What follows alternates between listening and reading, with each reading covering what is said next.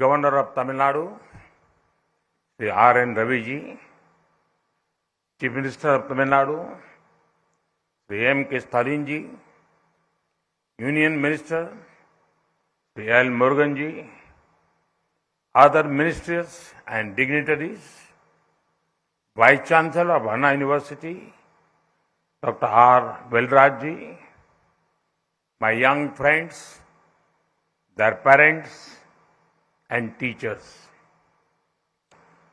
Anai Varukam, Vanakkam.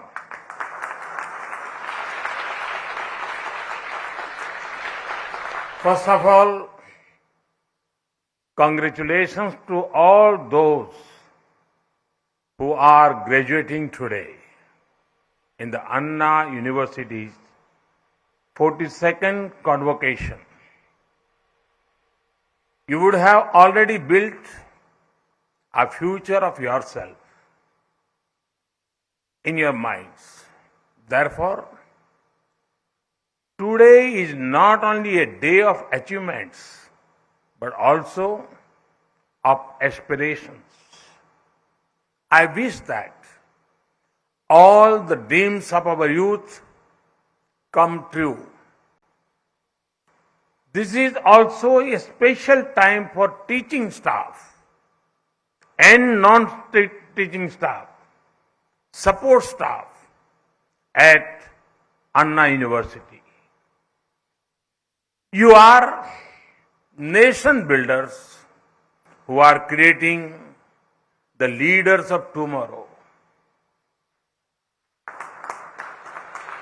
You have seen many batches come and go, but each batch is unique.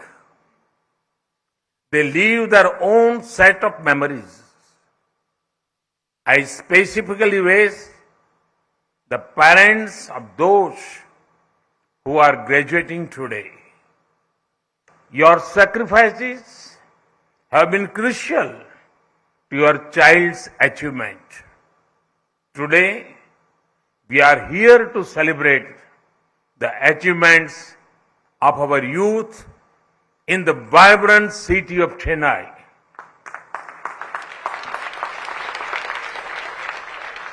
In February 1897, 125 years ago, Swami Vivekananda spoke to the Madras Times.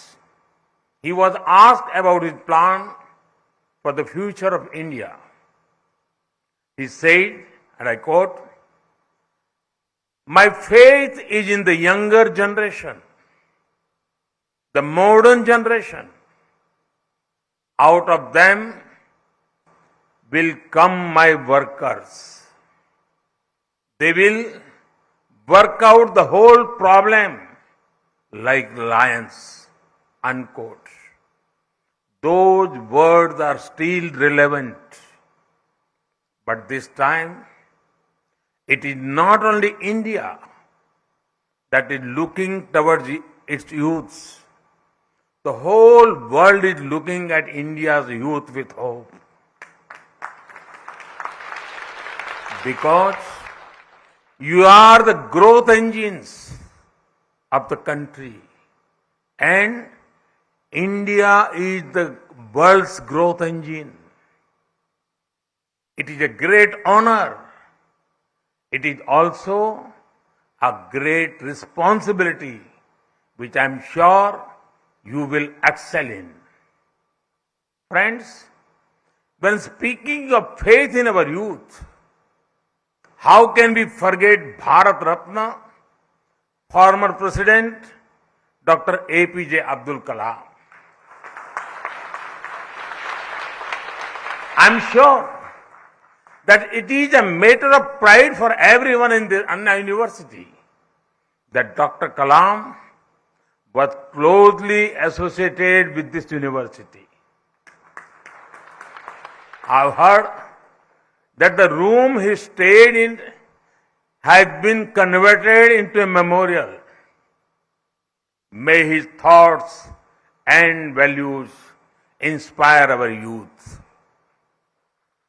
Friends, We are graduating in unique times.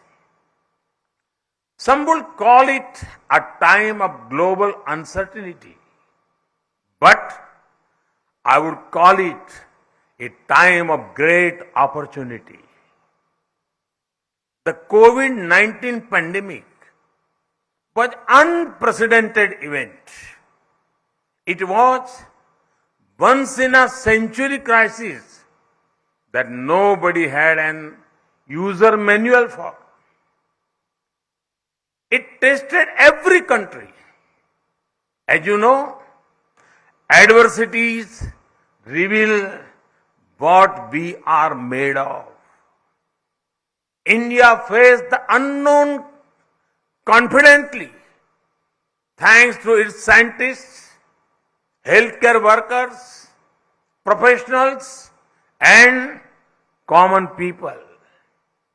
As a result, today every sector in India is bursting with new life. Whether it is industry, innovation, investment, or international trade, India at the forefront. Our industry has risen to the occasion. For example, electronic manufacturing. In the last year, India was the world's second largest mobile phone manufacturer. Innovation is becoming a way of life. In just the last 6 years, the number of recognized startups increased by 15,000%. Yes, you heard that right. 15,000%. From just 417 in 2016, it is nearly 73,000 now. When industry and innovation do well, investments follow. Last year, India received a record FDI of over $83 billion. Our startups too received record funding post-pandemic. Above all this, India's position in the international trade dynamics is at its best ever. Our country recorded the highest ever exports of goods and services. We expected food grain at a crucial time for the world. We recently signed a trade deal with UAE to our west and with Australia to our east. India is becoming a vital link in global supply chains. We have the chance to make the greatest impact now as India is converting obstacles into opportunities. Friends, most of you have studied in streams related to engineering or technology. In this era of tech-led disruptions, there are three important factors in your favor. The first factor is there is a taste for technology. There is a growing sense of comfort with the use of technology. Even the poorest of the poor are adapting to it. Farmers use apps to get information about markets, weather and prices. Homemakers are using technology to make their lives easier. Children are learning using technology. Small vendors are using digital payments. If you give them cash, some of them will actually tell you they prefer digital. India is the world leader in digital payments and fintech. A huge market for technological innovations is waiting for you to do your magic. The second factor is there is trust in risk takers. Earlier, at social occasions, it was difficult for a youngster to say he or she was an entrepreneur. People used to tell them to get settled, meaning get a salaried job. Now, the situation is opposite. People ask whether you have tried to start something on your own. Even if one is working in a job, it is seen a closer to work for startups. The rise of risk takers means two things for you. You can take risks on your own, or you can build upon the opportunities created by others. The third factor, there is temperament for reform.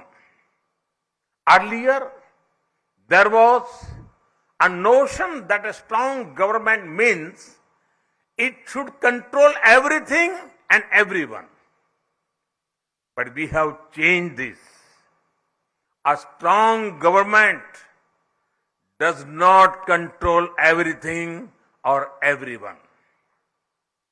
It controls the system's impulse to interfere.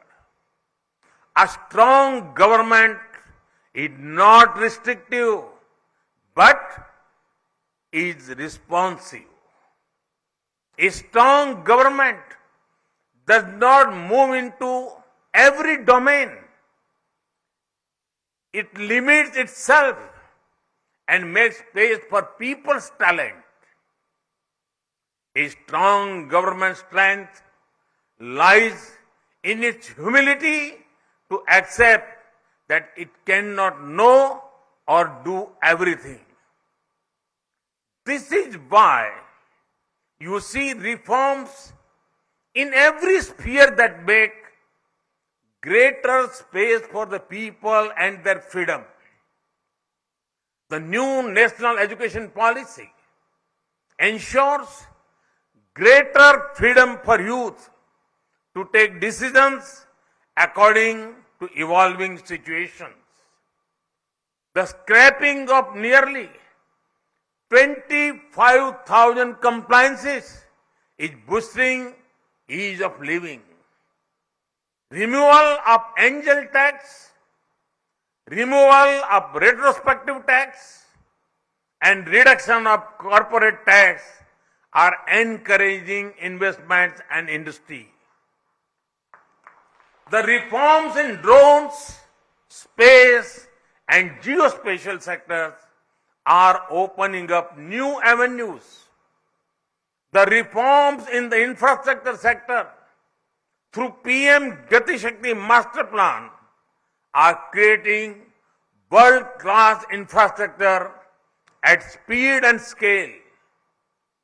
There is taste for technology, trust in risk takers, temperament for freedom, for reform.